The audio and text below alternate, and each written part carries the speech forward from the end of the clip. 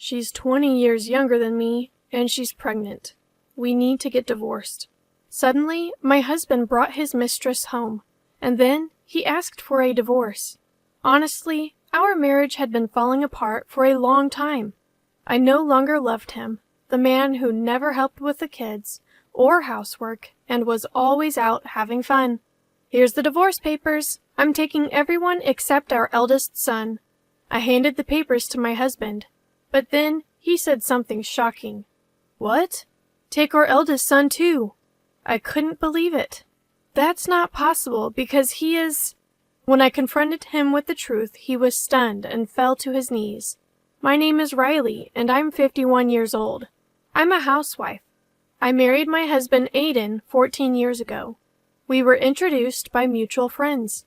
I used to work as a web designer and was always focused on my job. I hadn't dated in years. Those friends introduced me to Aiden out of concern. He was friendly and a great conversationalist. I hadn't dated much, but I enjoyed spending time with him and thought we could build a happy life together. But our journey to marriage wasn't easy. He was divorced and had a child.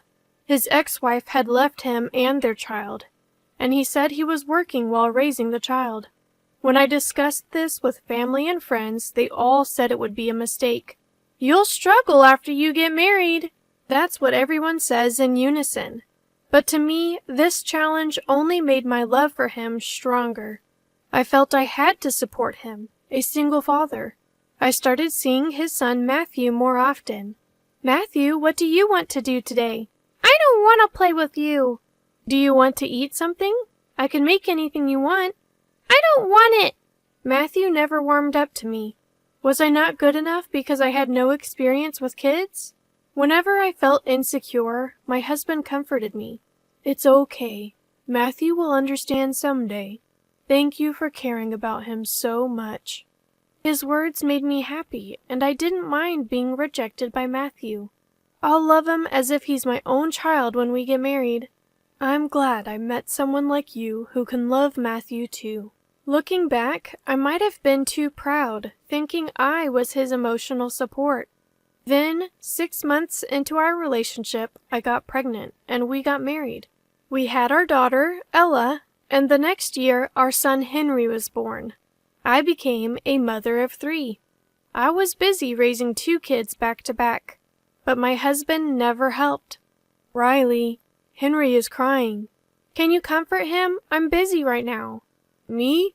No way. He wants his mom, right? Even when I was taking care of our daughter, he'd hand me our crying son and play on his phone. He always came home late, drunk. On his days off, he'd leave in the morning and come back in the evening.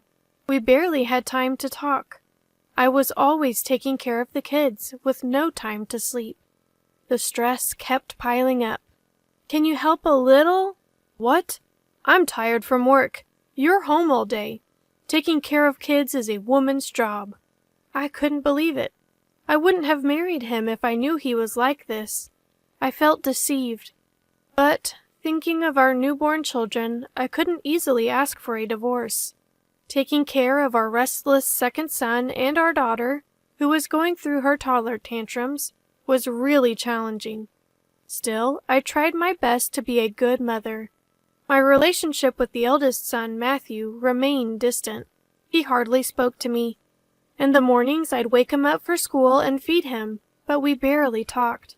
I was so busy with the younger kids that I didn't have time to pay attention to Matthew. A few years later, as Matthew entered middle school, he became more rebellious. Matthew? Have you finished your homework, or are you just reading comics? Leave me alone! I'm just worried about you. That's what's annoying. Stop acting like a mom. Every time, he'd lash out and ignore me. I decided to talk to my husband about it. Can you talk to Matthew? He's always playing, not studying, and he doesn't listen to me. It's probably because of how you raised him. Maybe he doesn't listen because you've been too lenient? What? I don't want to hear that from someone who never helped and was always out. You think I was just playing around? My husband stood up angrily. No, you were always out drinking. You never helped when I was busy. I have work commitments. This is all part of my job. You live off my salary, so don't act so high and mighty." I couldn't respond. I had quit my job to take care of the kids, and we lived off the money my husband gave us. He only gave the bare minimum, so we were always just scraping by. I didn't have any money of my own. So when he brought up money, I felt powerless. But Matthew's behavior got worse. Some nights he wouldn't come home until very late. I feared he was getting into trouble. Despite my efforts to talk to both Matthew and my husband, neither listened. My husband and I started fighting every day, and then he began coming home less and less. This went on for years. I was over 50 and Matthew was in his last year of high school. I thought we'd understand each other once his rebellious phase was over, but that wasn't the case. He either ignored me or shouted at me. We couldn't have a proper conversation. My relationship with my husband was broken. Then, one day, he brought a young woman home. "Who is this?" "She's 20 years younger than me, and she's pregnant. We need to get divorced," my husband said, deeply apologetic. Honestly, I had suspected his affair for a long time, so I wasn't surprised. But I couldn't believe he'd bring her to our home, where our children lived. The woman smiled at me. "Hi there, I'm Chloe." I was amazed she could smile, knowing she was the other woman. She was 35, 20 years younger than my husband, dressed in revealing clothes and heavily made up. She looked so different from me, with my increasing wrinkles. "I honestly don't see you as a woman anymore. I want to take responsibility for Chloe's child, so I'm sorry, but we need to divorce." I had reached my breaking point with these two selfish individuals. I had endured for the sake of our children and our life together, but I no longer felt any love for my husband. He had been out having fun while I struggled all these years. I decided to make him realize the hardships I faced and plotted my revenge. Surprisingly, my husband was bleeding, and I simply nodded in agreement. "All right." "What? You're okay with it?" He seemed shocked by my quick agreement. "Of course. Here's the divorce paper. I'm taking everyone except the eldest son." His face twisted in confusion. "What? Take the eldest son too?" I couldn't believe what he was saying. "That's not possible. He's your son from a previous marriage. We're not related by blood, and we don't get along." "So what? You said you'd love him like your own." "Yes, I did. I've always treated him like family. I never treated him differently from the younger kids and did my best to care for him." "Then take responsibility till the end." The mistress chimed in. "Yeah, right. I can't be a mother to a high schooler. Let the old lady take care of him." Matthew was probably hearing all of this. He had been distant and rebellious, but this was just too cruel. "He's the child you had with your ex-wife. Take responsibility for him." "Are you heartless?" "Who's the heartless one here? You never took care of him. If you won't, I won't divorce you." He scratched his head in annoyance and sighed deeply. "Fine, I'll take care of Matthew." "What? I can't be a mother to such an old kid." "Sorry, but it's just a few more years. Bear with it." "Fine, but buy me the new bag from my favorite brand." He smirked and said, "All right." Seeing the two of them about to get cozy, I handed over the divorce papers. "Can you sign this quickly? I'll take it tomorrow." "Always in a rush, aren't you?" He grumbled but signed. I took the signed papers and securely placed them in my bag. "By the way, can you even live on your own after the divorce? You don't have a job or a place to stay. I feel sorry for the kids." He laughed smugly. He probably thinks I'm just a housewife with no savings. "Thanks for your concern, but I have a job, so I'll be fine." "What? You started working?" "It's probably just part-time, right? You can't live on that." "It's not part-time. I went back to my web design job. I can work from home with just a computer. Last month, I earned over $100,000, so I think I'll manage." "Really?" My husband looked frustrated. "A few years ago, I used my savings from when I worked to buy a computer. Then I started working as a web designer from home. Having prior experience, I quickly found work and saved up, anticipating a future divorce. That's why I was ready with the divorce papers. I smirked at my husband, who thought he had the upper hand. By the way, are you two going to be okay? What do you mean? Child support. I'll need it for Ella and Henry until they're adults. He looked troubled. It's his responsibility to support his children. Just because we're divorcing doesn't mean he can abandon his duties. We'll discuss the amount through lawyers later. I'm thinking around $400 a month for both. $400 a month? That's too much. What are you talking about? They're in middle school now, and there are expenses for club activities and tutoring. Child support isn't just for food and utilities. It's actually a modest amount. Is it that much? He probably didn't know since he never got involved in our finances. Ella and Henry, who are in sports clubs, have expenses like shoes, uniforms, and practice gear. Plus, there are costs for away games. $200 per child per month might be a stretch for him. By the way, your girlfriend knows, right? Huh? I smiled at the mistress. Compensation for the affair? You've been having an affair for years, so I'll be seeking compensation. I'll consult with a lawyer, but it might be a hefty sum. Be prepared. What? I didn't know about that. It's not my fault. Do you think being over 30 and claiming ignorance will save you? By the way, I have all the evidence, so playing dumb won't help. I had hired a private investigator when my husband started staying out. I knew about the affair and had photos as proof. With all the evidence, there's no escaping. But the mistress, not wanting to admit the truth, cried out. To begin with, it's obvious that she's cheating on him when she's pregnant, so there's no way she can escape. However, as if she didn't want to admit that fact, her cheating partner yelled in panic. I don't have that kind of money. I don't even have savings, and I'm pregnant. That's not my problem. If you can't pay, ask the man next to you. She grabbed and shook my husband. You'll pay for me, right? I've got my hands full with child support. You pay the affair compensation. Why? You earn money. Pay it. I spent it all on gifts for you. Do you know how much I spent on you? What? I didn't know you were broke. The atmosphere between the two had turned sour. She was probably after his money. Otherwise, why would she date a man in his 50s? It was my husband's fault for having his hands on another woman while still married to me. My husband was at fault for cheating while married, but she was equally guilty for continuing the relationship. I wanted her to pay her dues. I thought you'd take care of me and buy me anything I wanted. That's why I considered marrying you. I didn't know about any affair compensation. I won't pay. You can refuse, but I'll consult my lawyer. See you in court? When I mentioned court, she panicked and stood up.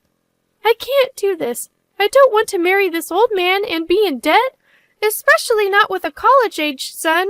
I'm leaving. Wait, please. The mistress grabbed her bag and rushed out the door. My husband tried to stop her, but she pushed him away, causing him to fall on his rear. It was quite a comical sight. Oh, she ran off on you. It's all your fault. Look what you've done. He angrily got up. Try anything and I'll call the police. This is all because you interfered in our marriage. I burst out laughing at his words. Interfered? So, neglecting me and our family is just a natural consequence for you? He fell silent, glaring at me, still not fully grasping the situation. I decided to drop another bombshell. Just a reminder, Matthew's annual tuition is due this week. What? I mean, he's starting college in the spring, right? You need to pay his annual tuition. You're taking care of Matthew, aren't you? He looked puzzled. Having neglected our eldest son for years, he probably wasn't aware of his college plans or the costs. How much is it? It's a private college, so around $40,000. $40,000? How am I supposed to afford that? Well, that's just for the first year. With tuition, facility fees, and other costs, it'll probably total around $1 million over the years. Good luck. You're kidding. I was surprised myself. I went to a public university and had no idea private colleges could be so expensive. He probably didn't expect this either. Why did you let him apply to such an expensive school? It's not my fault. I told Matthew to study, but he didn't listen. And you never helped me when I asked for advice. But you can't just enroll him in a college like that. I won't accept it. Then talk to him. It was his decision to go there. He fell silent again. Having neglected his parenting duties for so long, he probably didn't know how to approach Matthew. I have no intention of worrying about those two. We'll pack up our things and leave. As I stood up, he suddenly grabbed my arm. Wait, let's try again. What are you talking about? I've changed my mind. For the kids, we shouldn't divorce. He looked serious, but I knew it was all an excuse. You just don't want to pay child support and compensation, right? No way, I can't be with you. I promise I won't cheat again. Let's start over. Absolutely not. I couldn't imagine living with someone who neglected his family, partied all the time, and got a woman 20 years younger pregnant. You seem to misunderstand. I didn't agree to divorce just because you asked. I've wanted to for a long time. I just couldn't afford it. Now that I've saved up, it's perfect timing. Even if you hadn't asked, I would have. Then why? I've always wanted to get a divorce, but I just couldn't get a divorce because I didn't have the money. I've been working hard and I'm saving money, so it was a good fit. Even if you didn't say you wanted a divorce, that's what I was going to say. He was speechless. Did he really think I still loved him after everything? I'm not a saint enough to love my husband, who has done such terrible things to me. But the kids need both parents. Divorce is bad for them. Just then, our eldest daughter and younger son stormed out of their rooms. I don't want to live with a father like you. Me neither. Ella, Henry, how can you say that to your parent? They stood by me, glaring at him. You never did anything for us, and now you act like a father? Someone who cheats all the time is just disgusting. I'd rather live with Mom than with someone like you. You guys. He seemed more shocked than angry, standing there with his mouth open. You think just because they're kids they don't understand? They see everything and can judge right from wrong. Did you really think they'd still like you just because you're their father? I was wrong. Please, forgive me. I'll do anything. Buy you anything you want. Take you anywhere. We don't want any of that. I don't even want to see your face. My children's words brought my husband to his knees. Did he really think he could still bribe middle schoolers with things? If so, he's seriously underestimating them. Ever since elementary school, they've seen the hardships I've faced and have been such caring kids. They wouldn't forgive him easily.